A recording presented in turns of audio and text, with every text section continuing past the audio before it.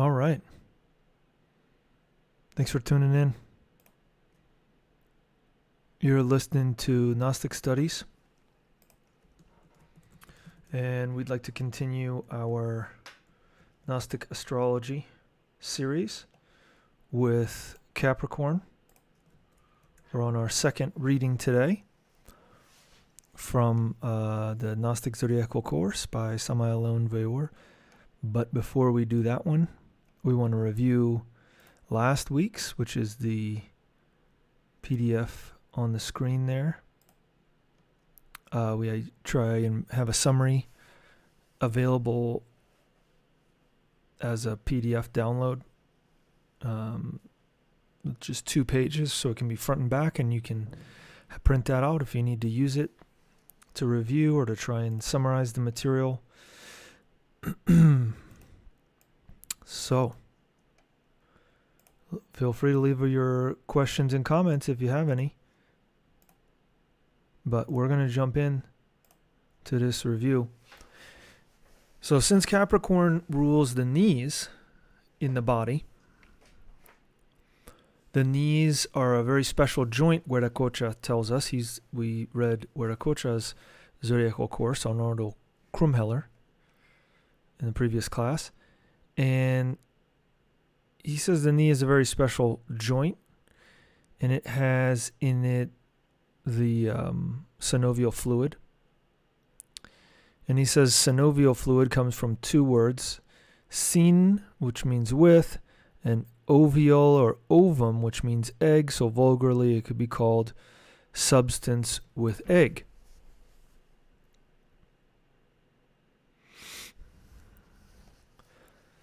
The synovial membrane of the knee has a special composition that science has not yet discovered, but it is known to those who, like us, are engaged in certain esoteric rites.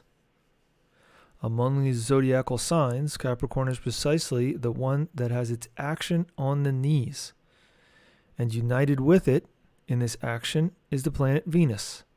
However, Venus also corresponds to the bones, which is to say it corresponds to the whole skeletal system, the ear, and secondarily to the stomach and breasts. If we consider the presence of marrow in the bones and the action of the stomach as the main factor of metabolism, then it can give us some light in order to comprehend this connection. He says the trees that correspond to Saturn are cypresses and pines, and that these trees are green even during very intense cold. And Saturn, the planet Saturn, is like a great preserver.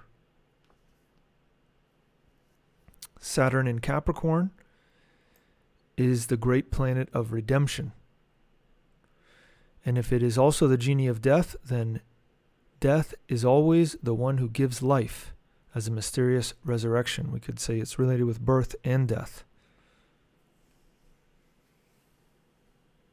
All that comes from Saturn is permanent, and all that does not come from Saturn ends, remaining intact in this life, in this state of life where death, with its constant unraveling, does not arrive. So we must pass through these forces of Saturn, since only he makes it so that the benefits acquired are durable and long-lasting. And so now he talks about the different currents that we've been studying that come from above and from below and mix in our human organism. He says if our terrestrial currents, the ones from the earth, do not pass through these synovial accumulators, meaning the knees, then their effect will not last, since Saturn governs time, and his wife Rhea, or Sibyl, goddess of the earth, the source from whom everything flows. It is worthwhile to study Greek mythology in terms of the meaning of Rhea as the mother of Ceres, Juno, Neptune, Pluto, and Vesta, and their different denominations like Bona, Dea, Ceres, Dindymia, Dindymena, Ops, Telus, and especially as the mother of Jupiter, and his savior, and as the daughter of Uranus. We must consider here that the forces of nature are hidden in these denominations of the Greek deities. If we want to give an account of the importance of the knee with its synovial fluid that the magnetic currents of the earth pass through. These currents then pass through all the bones, that is to say, through the marrow of them all, inundating us with magnetic energy.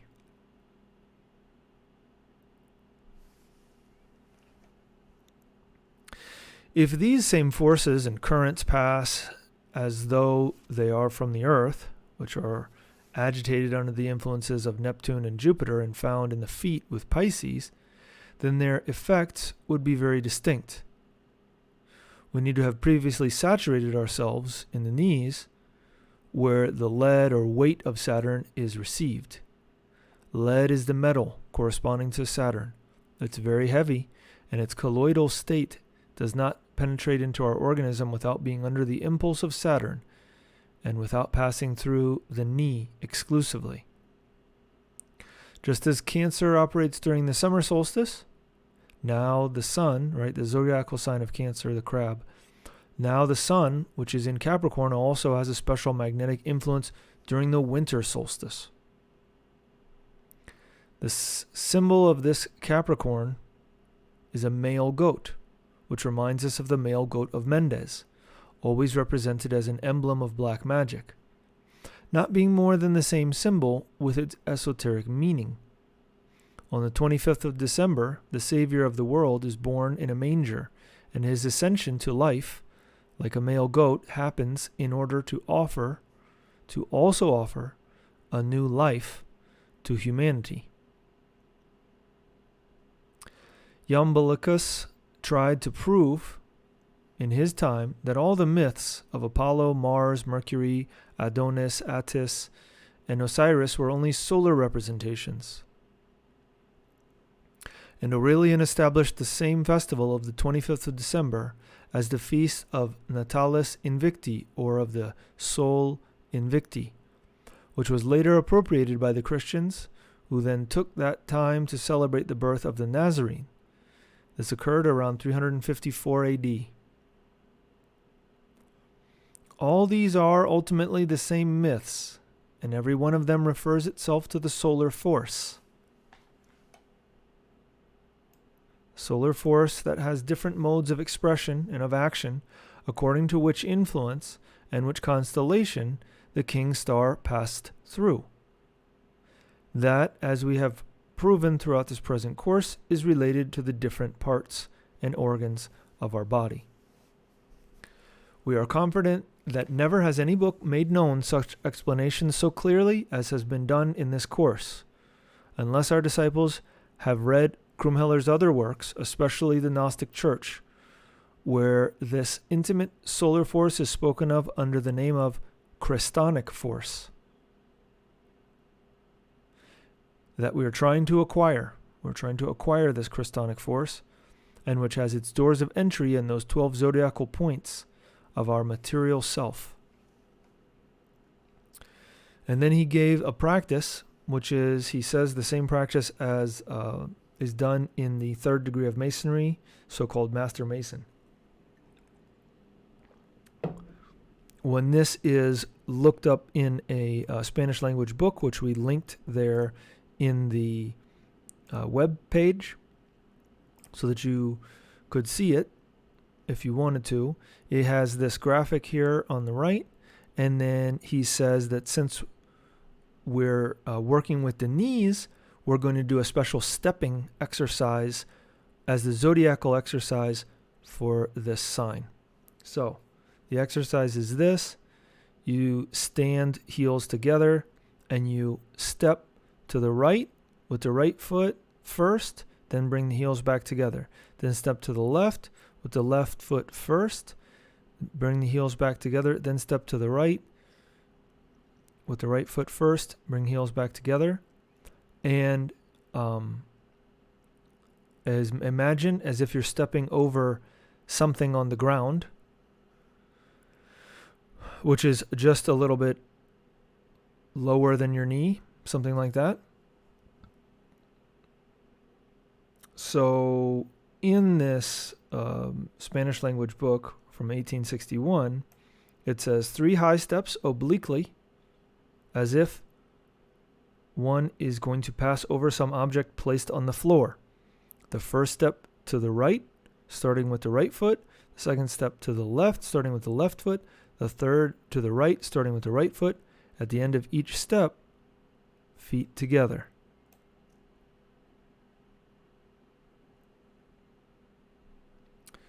So that's the exercise.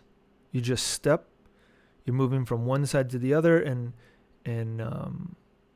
with that, you activate the knees with that particular stepping. Remember that as if one is going to pass over some object placed on the floor. So if we don't have an object to step over, then we're going to imagine an object that we're stepping over. So you're lifting your feet up as if you're kind of crossing over a barrier or stepping over something. All right. That's the material we wanted to cover for our review.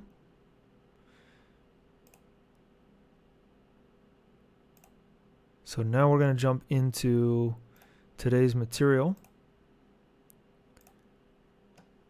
And as always, if you have questions or comments, let us know.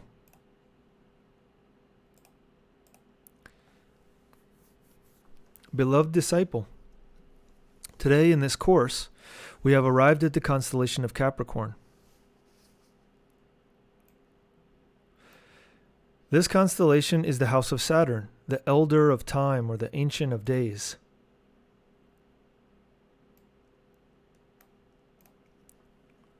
Saturn is the most faraway planet of the Earth's solar system of the 7 traditional planets of alchemy.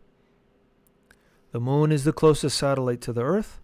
Mercury follows, and then in order of distance, we have Venus, the Sun, Mars, Jupiter, and Saturn in orderly intervals of distance. On this natural and cosmic basis is based the very ancient calendar, which is Monday, Wednesday, Friday, Sunday, Tuesday, Thursday, and Saturday. So just to back up, if you're unfamiliar, that the days of the week correspond to planets. It's a little bit more obvious in other languages, Romance languages. But in English, for example, Sunday is somewhat obvious. And Monday, Moon Day. The other days are more related with Nordic gods, which we could say correspond in English to these planets. But in any case, the ordering of the days of the week has changed. Now we do Monday, Tuesday, Wednesday, Thursday, Friday, Saturday, Sunday. But according to the information presented here, the original days of the week were Monday, Wednesday, Friday, Sunday, Tuesday, Thursday, and Saturday. So the only day that's the same is Saturday. But we'll see, there's a chart and there's a handout for this. But we'll continue now explaining this, reading from the Zodiacal course, Gnostic Zodiacal course by Samael and Weor. He says, the Roman Catholics adulterated this legitimate calendar, and based on this falsification, the modern astrology of arithmetic, the modernist astrology of arithmetic, has been erected. It is logical then for modern astrology, since it is sustained on a false basis, to be a true failure. Now it is our responsibility to restore the authentic ancient astrology, and for this it is necessary and of essential urgency to return once again to the legitimate archaic calendar. All the astrological works of Max Heindel and of Alferat are based on a false calendar, and they do not have a fundamental basis and are mistaken. We, the Gnostics, are the restorers of esoteric wisdom. I, Samael and Weor, am the great avatar of Aquarius. I am the initiator of the new era. I am the messenger of the superior worlds of consciousness, and I have come to bring the culture for the new era. I have come to form a new race of gods, and I want you to listen to me. Ask, and it shall be given thee. Knock, and it shall be opened.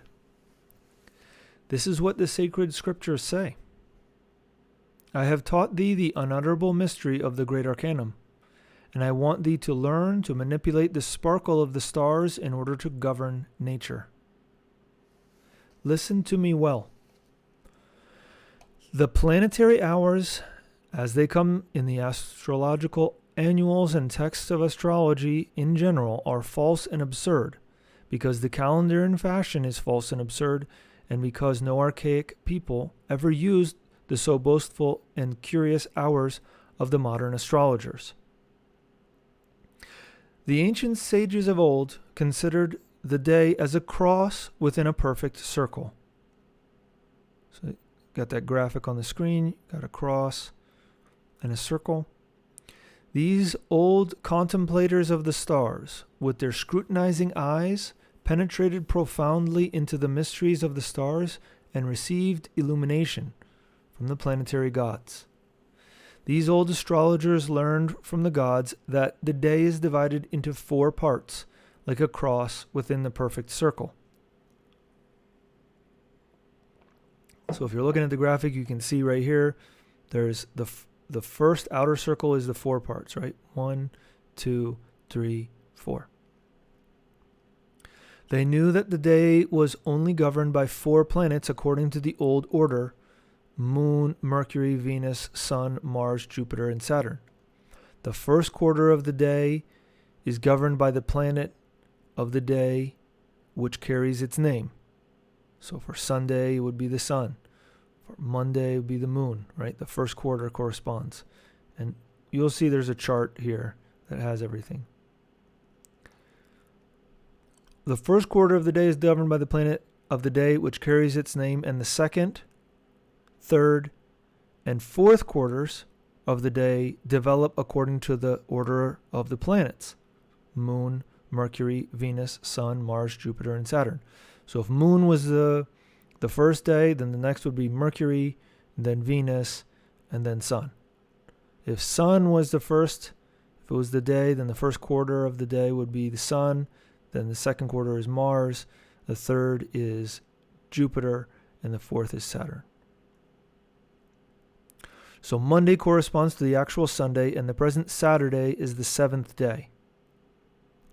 The following chart represents the authentic planetary order. There you have the modern day, which we call Sunday, is the first day of the week according to this Gnostic system that's being presented to you here. So the real day is Monday, which corresponds to the planet Moon and the angel Gabriel. And then the next is Wednesday, which we call Monday. It's ruled by Mercury, and the angel is Raphael. So this is interesting because ancient systems worked with the divinities, what used to be called the gods, that is the what in Christianity is called the angels, archangels, seraphim, ophanim, etc.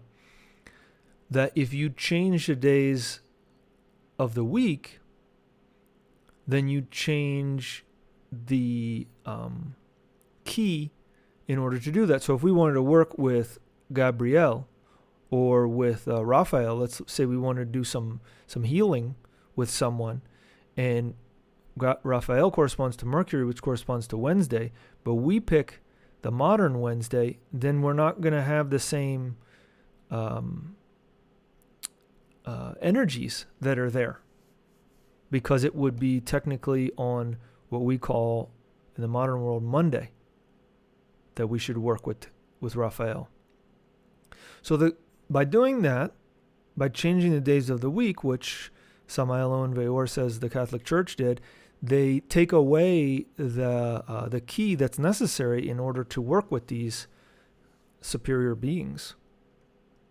So So just so that you know, one of the reasons why, or speculation as to why. So in this manner, the 12 hours of the day are also divided into 4 parts. So you get different planetary hours. This graphic gives them. Again, this information is available in the handout. And you can see that these can be ported onto the day. Then you also know the different colors, which work best on different days of the week, etc.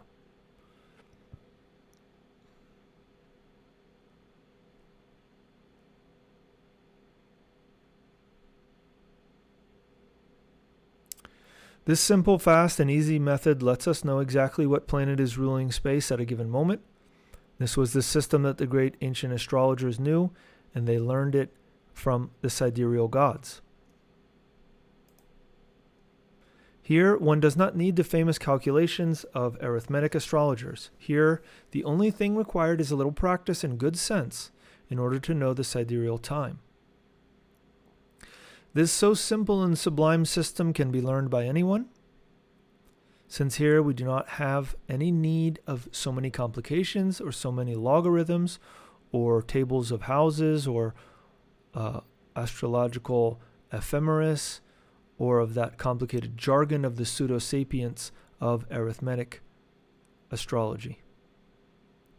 A new lineage of astrologers, the illuminated of the new era, the paladins of Aquarius, has now been born. We no longer need the horoscope of arithmetic. Now we converse with the gods to know the destinies of human beings. Shake the dust off thy heads, old astrology professors, because the first bells of Aquarius have resounded, singing the Easter of resurrection.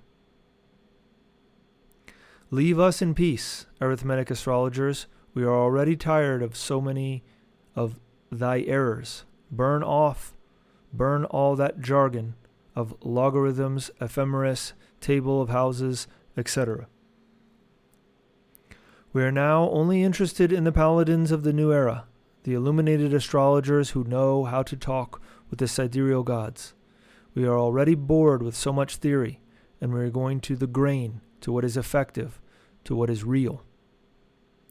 We do not want more blind astrologers sustained by the crutches of numbers. Now we are only interested in the clairvoyance of the stars, the priests of the sidereal temples, the sages of Aquarius. The disciple should choose the hours to work with the stars. In the hours of the moon, one can work with the moon. In the hours of Mercury, one can work with Mercury, etc.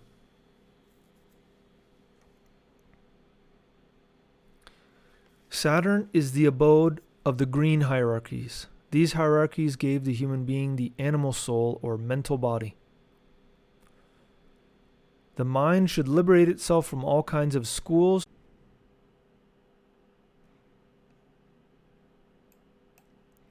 I'm going to reread that because something was going on with the computer there. The mind should liberate itself from all kinds of schools, religions, sects, beliefs, etc. All those cages are obstacles which render the mind incapable of thinking freely. There is a need to become free from the illusions of this world and become the fine and marvelous instrument of the intimus, the inner being. We have to free the mind from all kinds of desirous reasoning. It is important to Christify the mind and convert it into a Christ mind. We need a mind that only thinks with the heart. We need a mind which only listens to the voice of hunches. We talked about hunches at the beginning of this series. They are the name of the intuition that we get in the heart. It's like a hunch. I have a hunch. We need a mind which does not reason when the heart commands. The mind which only obeys hunches is a Christ mind. The mind which does not reason and only acts under the orders from the heart is the Christ mind. The mind which does not react before external impacts is a Christ mind. The mind should convert itself into an instrument of the heart.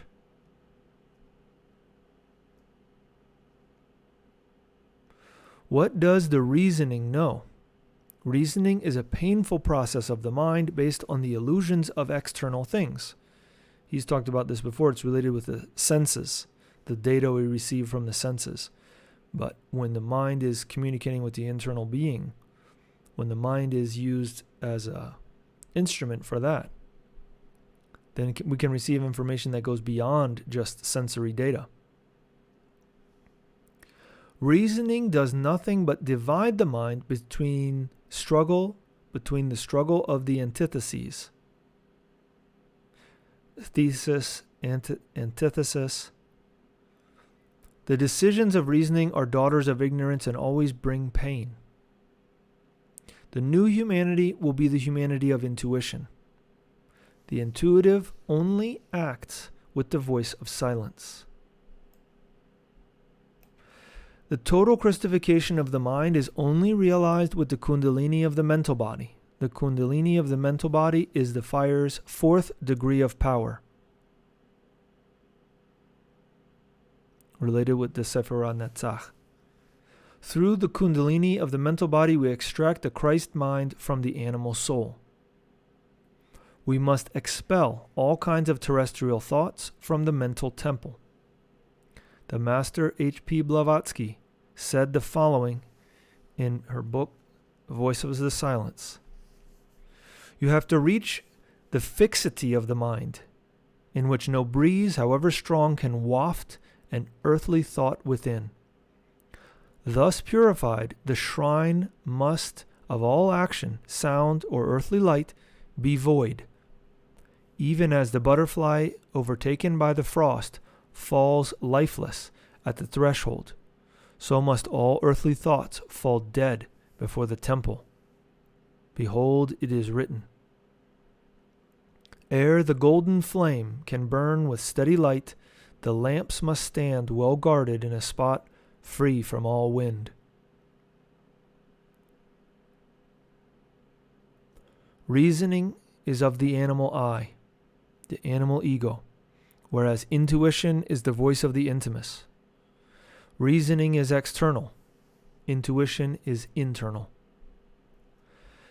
The fire's 4th degree of power converts us into an arhat.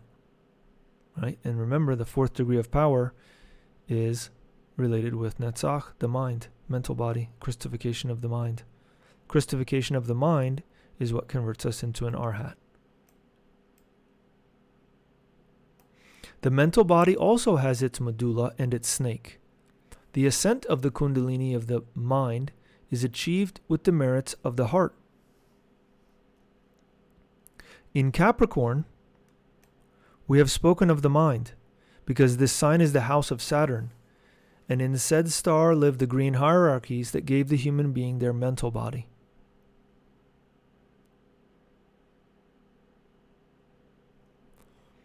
Capricorn is the door of heaven, because it is the house of Saturn. When the soul disembodies, following the post-mortem states, it reaches the ultra-Saturnian sphere, submerges itself in the infinite, and feels the sensation of having the entire infinite within. The sensation continues until the soul feels bound to a new physical body, which allows it to return once more to the painful school of life. In order to continue its ascent through the spiral of life. Saturn, Lord of Death, finds his house in Capricorn. Capricorn influences the knees and the human skeleton. The currents which rise from the earth upon reaching the kidneys become charged with the lead. Upon reaching the knees. Let me read it again. The currents which rise from the earth upon reaching the knees become charged with the lead of Saturn. Lead gives strength and constancy to those currents. The kidneys possess a marvelous substance which allows them free movement of such a simple and marvelous osseous gear, the synovial fluid. Synovia is the substance which means seen or with, and ovia or egg, substance with egg. This egg is truly a marvelous substance. Esoteric experiments, highly scientific in relation with the unfolding of the human personality, prove that the shell of the egg has certain occult powers, which facilitate astral unfoldment or astral travel.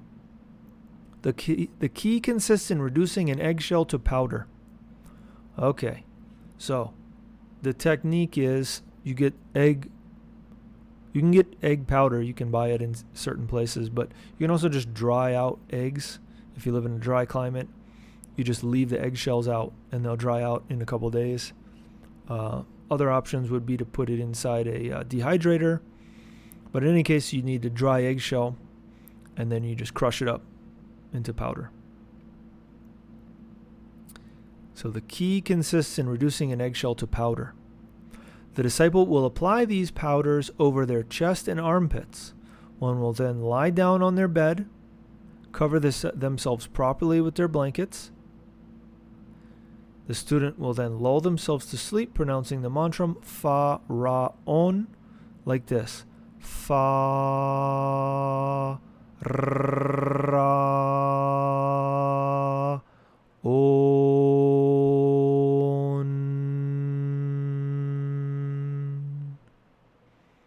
This can be pronounced mentally. Right? So you don't have to do it out loud.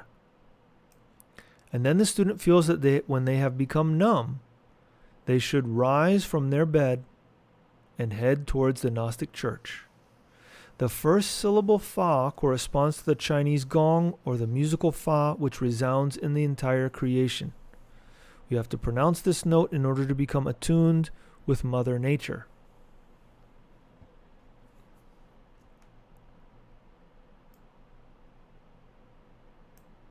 The second syllable, Ra, corresponds to a very ancient mantra that vibrates all the chakras of the astral body. This mantra is not pronounced with R, but with double R instead, like this. Ra. And the last syllable, On, corresponds to the Hindu mantra Om, but here it is pronounced as On. This mantra, Fa Ra On, can be vocalized with the mind, or better yet, with the heart. Therefore, the powerful Egyptian mantra, Fa Ra On, because in Spanish, Pharaoh is a pharaon, serves in order to get us out in the astral body. Exercise. The following exercise should be practiced during the sign of Capricorn. A coffin should be imagined on the floor, and the disciple should walk over this imagined coffin, but leaving it between the legs. And one will walk with bent knees as if to clear an obstacle, and making the knees spin from left to right, with the intention that they become charged with the lead of Saturn, just as our great guru Viracocha taught us. Right? That's the class we read previously. It is also urgent to practice the exercises of internal meditation daily, praying to our intimus to transport himself to the sidereal temples in order to bring us the principal genii of this constellation, so they may awaken the chakras and powers of the knees. The natives of Capricorn are melancholic, as the willow. They have a great sense of their own moral responsibility. They are pessimistic and always have a Judas in their lives. They are practical and are always very much preoccupied with tomorrow. Their principal worry is about the economic aspect of life. They suffer much in love and must always pass through a great amorous deception. Their metal is lead and their stone is black onyx.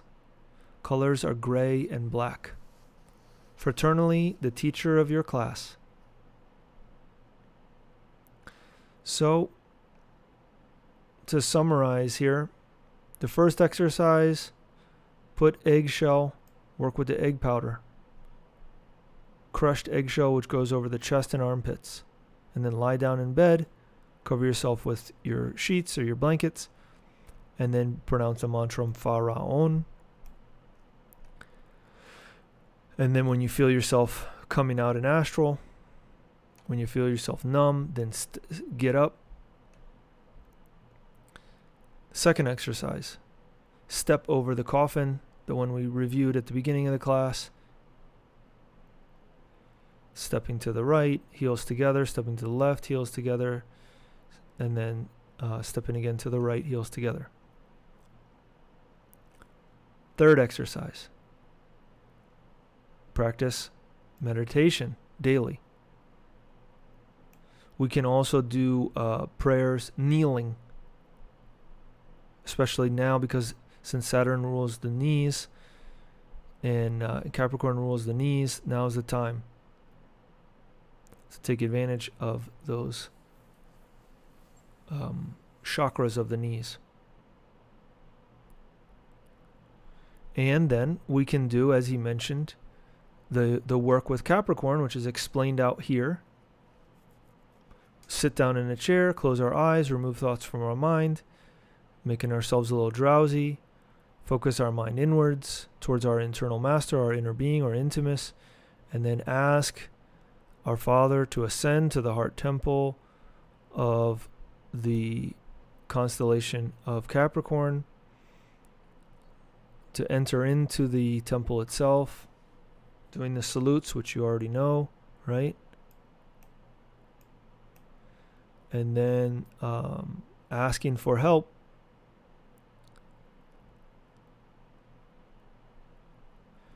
so that the genie of the constellation of Capricorn can awaken the chakras and powers of the knees.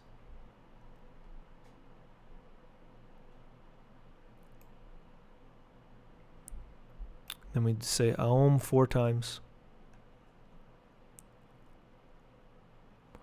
So we've got the handouts there at the bottom of the class.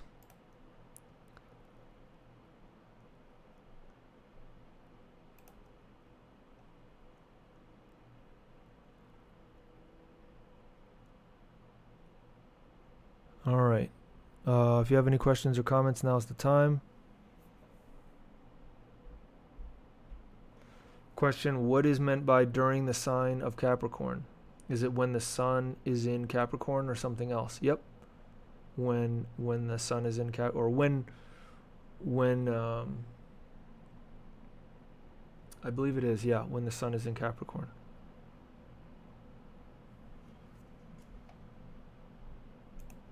It's generally speaking, it's the time that's between December 31st and I think it's January 19th. We can look. We got a little chart to help remember Capricorn. Yeah, January or December 22nd, 21st, 22nd, because really it's between the 21st and the 22nd, because that's when whenever the winter solstice is, and then until the 20th, approximately the 20th of January, 19th to 20th.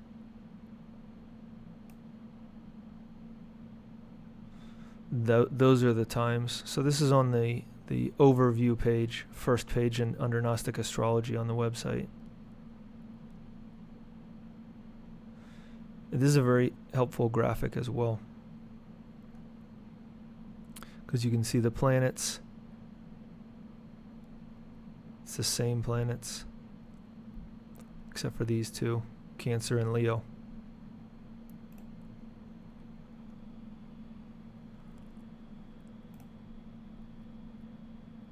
All right, well, if you guys don't have any questions or comments,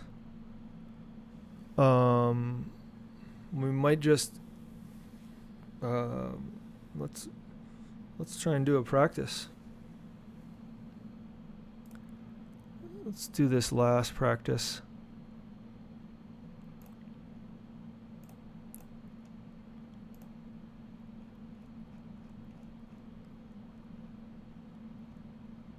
the prayer here, number 4. If you can, do the steps, taking the big steps over the imaginary coffin.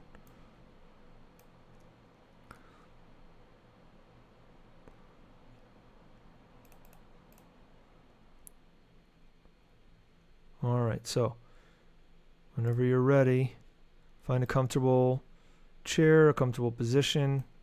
Let's relax the physical body. Let's take 10 minutes, 5-10 minutes to do this practice so that you can be aware of it and know how to use it for yourself. There's a question, have you performed these exercises yourself? I have done them before.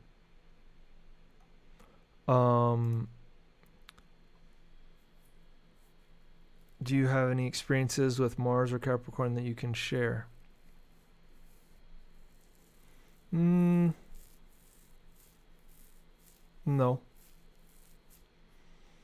Not. It's this path is something like personal, very personal. As a previous instructor said to me, the path is between you and God. Between us and divinity, right? Each person, their reconnection with divinity. So it's not about like, oh yeah, I had this experience and therefore it validates it. It's like, what are we doing with our time? What do we want to do with our time? And what do we want to get out of our life? So let's do the practice now and see, and we can understand that magic works through momentum. We need momentum. We can't just expect something to happen just because we did it once. It may take a couple weeks, a couple months, a couple years. It just may take time. And part of that is so that we can get to be in the right place internally, so that when the things happen, we don't we handle it appropriately. Let's just say that. Okay, so let's find a comfortable position.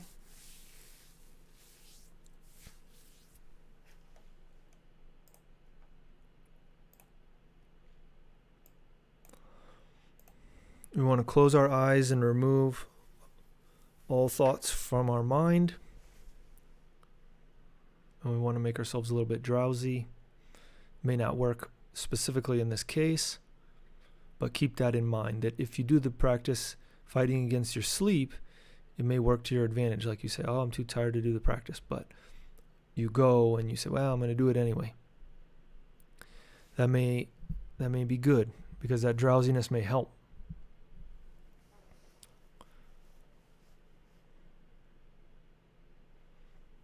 So now we want to focus our mind internally on our inner being, our inner divinity, our inner guide, which each one of us have, teaching us individually, particularly what we need to know.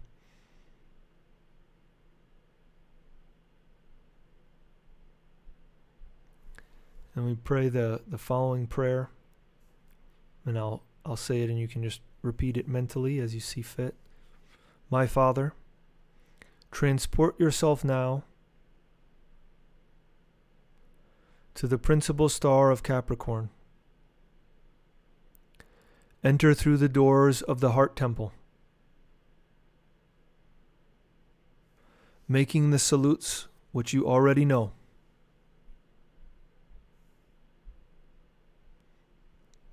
And beg the sidereal genie of that star and his angels to descend and come to me, so that they may awaken the chakras and powers of the knees. We're going to cross our arms right over left to tips of the fingers are over the shoulders. So the right is over the right arm is over the left arm. This is the way the pharaohs lay in their tombs as well. And then we're going to bow to the right, and we're going to say the password. We're going to inhale and say Jakin. Come back to the center. Inhale, bow to the right. Boaz. Come back to the center. We complete the prayer. My Father, take the 7 sacred steps within towards the interior of the temple, and kneel down at the feet of the principal genie of Capricorn, begging him and his angels to come and awaken the chakras and powers of the knees. Now we're going to do mantram Aum, A-O-M, 4 times.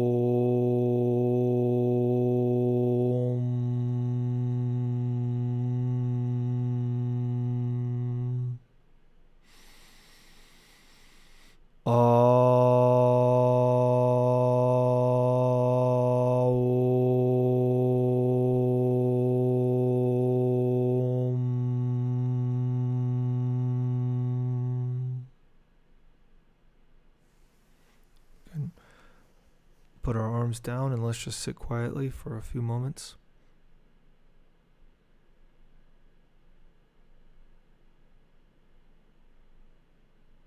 Well, looks like we're back. The internet dropped there again. Sorry about that.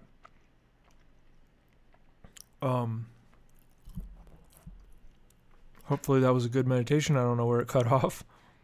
But thank you guys. We're going to end it there. Thanks for your time. Thanks for sharing it with us. We want to wish you the best.